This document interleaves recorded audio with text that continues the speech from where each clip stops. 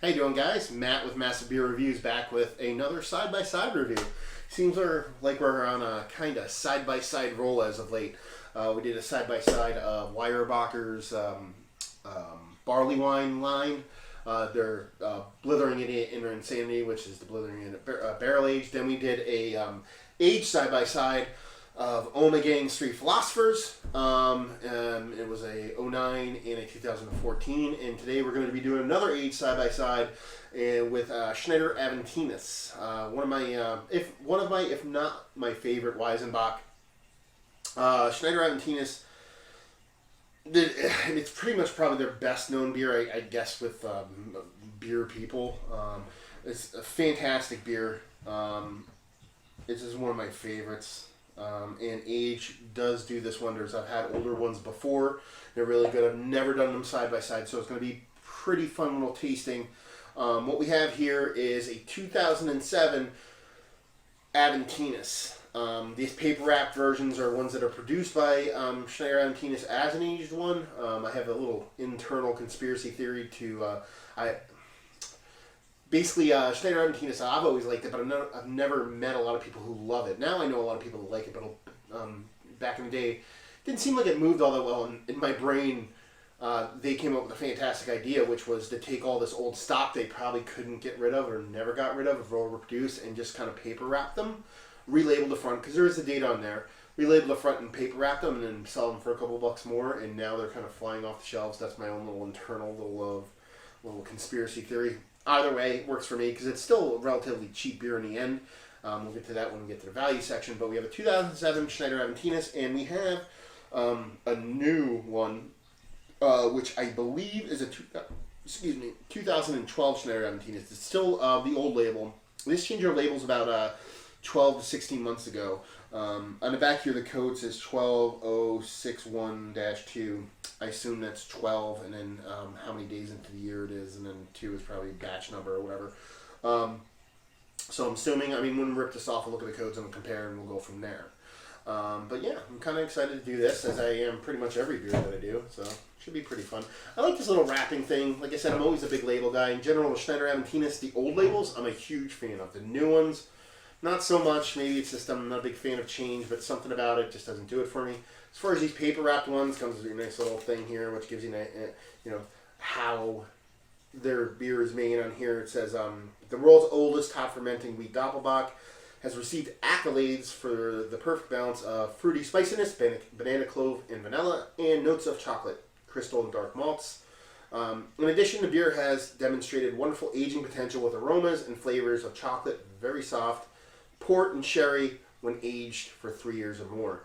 Therefore, in 1999, Schneider Brewery decided to age 240 cases of Aventinus each year until the historical ice cellar in Kelheim, which each batch held for a minimum of 3 years.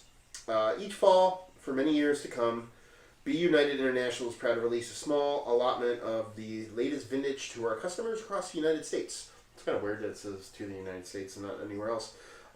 Please enjoy it now or hold on to it in your own cellar for further development if you can handle the weight, which is probably my biggest problem with aging beer because I can't handle the weight.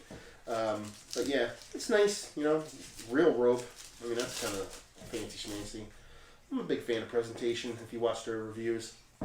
One of the cool things is it's paper wrapped, and if you have never seen these, while I rip the paper, I don't care. I have a bunch of these lying around, to be honest with you. So, is the paper actually just has a bunch of information about what happened in the year it was brewed. So this is 2007. So it has on here, it says, let's see, general speed limit in all European motorways is suggested in order to save the environment. So I didn't read the beginning of that because it's not there. A breeze of revolution goes around the world. U.S. environmentalist Al Gore makes propaganda claims. Just a bunch of stuff that happened in that year, which is, I like it. It's kind of hokey. As far as labeling, it looks exactly the same. The only difference would be brewed in 2007 on this one, and this one doesn't have it. On the back, it's exactly the same, and it is missing the date code. So I can't say that this is 2012 for sure, but I'm 99% sure based off of that. So maybe my little internal conspiracy theory is wrong, but either way, we're going to drink it. We're going to have some fun. So, again with my fun dexterity tests. Let's see.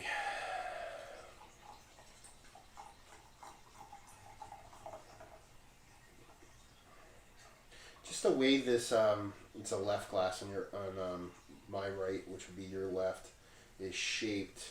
I think it just garners a larger head just because it's more funnel shaped as opposed to curved. So, decent head on that one. Ton of carbonation. This one has decent amount of carbonation. Almost no head whatsoever. What it did have is practically gone at this point. So, I mean, you would expect that from the older one, but it's not. So, first surprise at a tasting is there. But, I mean, you probably can see it. I can see it readily available. You'd see the amount of carbonation is just on the side of the glass alone. It's like sticking to it and just bubbling up like a hearty champagne. I can smell, I'm not sure which one it's coming from, but I can smell the wheat from here. The wheat and the yeastiness is just readily apparent. It's just blowing me away. That's what happens when you crack two of these at the same time and pour them into a glass. So yeah, as far as color goes,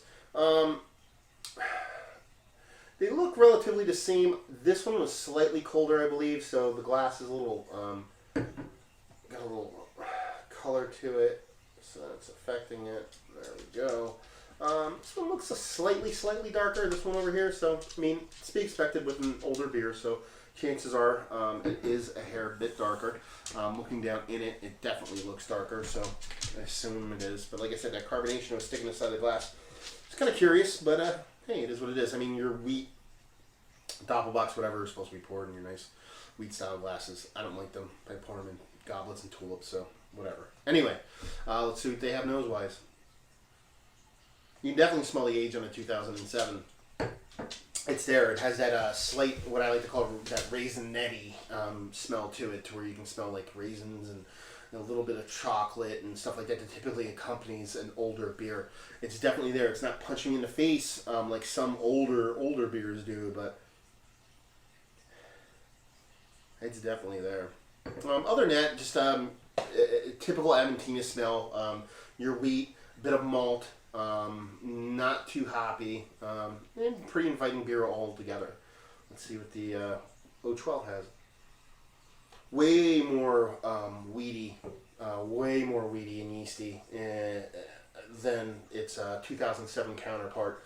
Almost night and day. Not super separated, but I mean it's definitely there.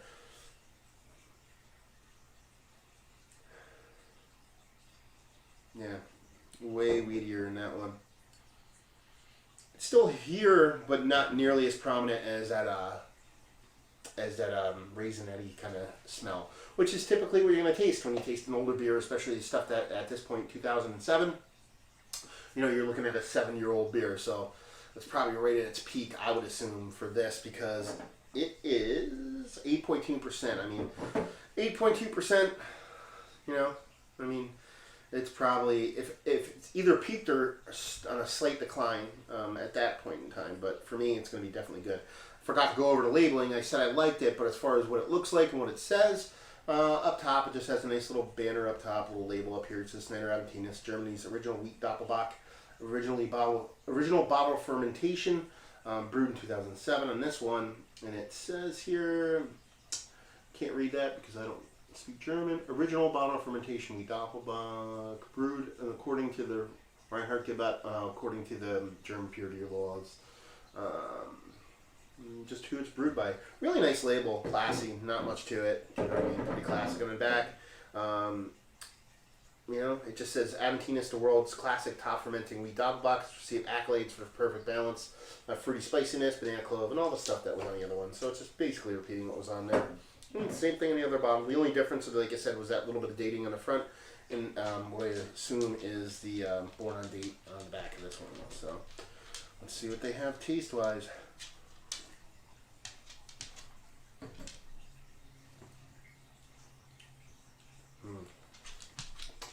That's good.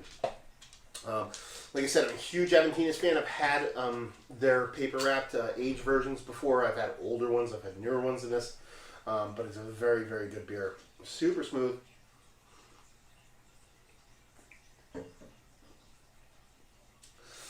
It's not nearly as weedy and as yeasty as the newer counterpart typically is.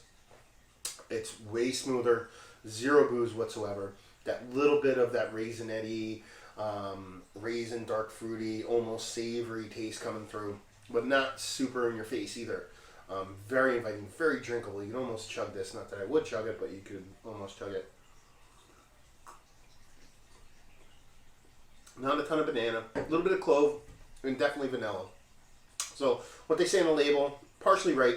It also has to do with time. So, you know what I mean, some of those flavors might have been more robust because of the date or the timing, and some might have been left behind. So let's see what the newer one has to offer. Well, new-ish one, considering it's probably 2 years old.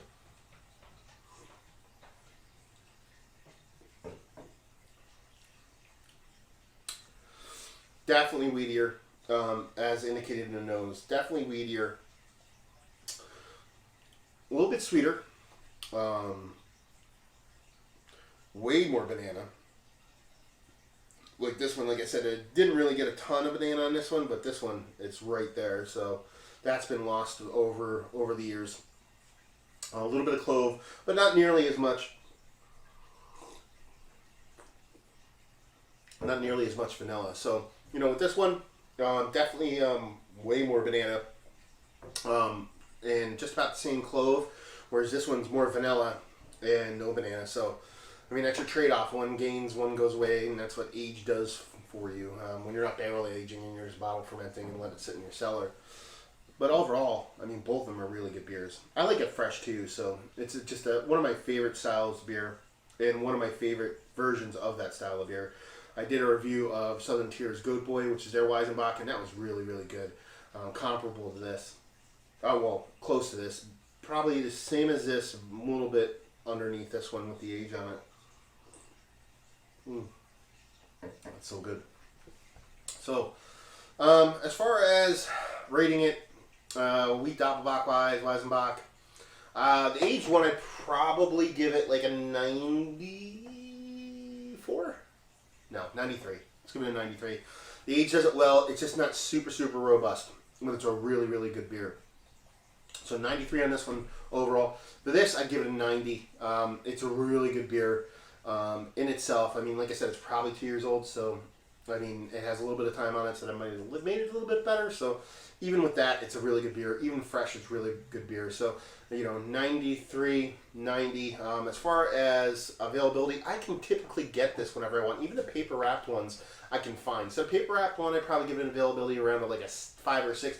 Not because it's, I can always find it if I want to, but it's not everywhere. This you can find everywhere. So I give it an availability scale of a 9.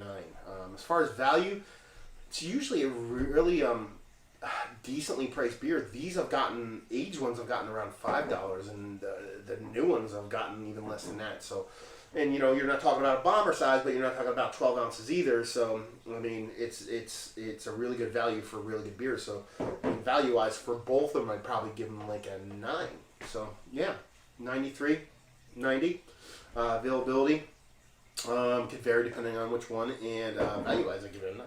So, Schneider Aventinus overall is a great beer. I'm a big fan of it. If you're a big fan of Weizenbocks or you're a Doppelbock fan, you want to try something a little bit different, or you're a dark beer fan, aged beer fan, or just a you know, a wheat style beer fan who wants to kick it up a notch and go to the next level, it might be something you definitely want to check out.